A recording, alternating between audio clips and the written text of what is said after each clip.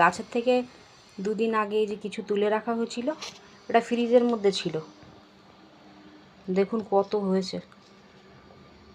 আরও সব পড়ে পড়ে যাচ্ছে বেরিগুলো। দেখতে কেমন লাগে তাই না?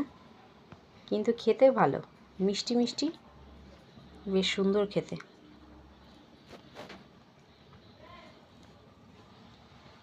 লাল হয়, লাল, আর পুরো যখন পেকে যায় তখন কালারটা এরকম একটু কালো কালো হয়ে যায়।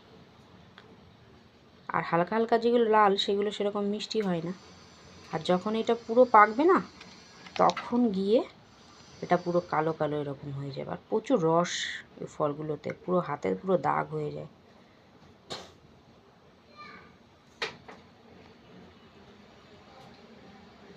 যারা ডায়েট করে তারা এই ফলগুলো খায়, এটা খুব ভালো ডায়েটের পক্ষে।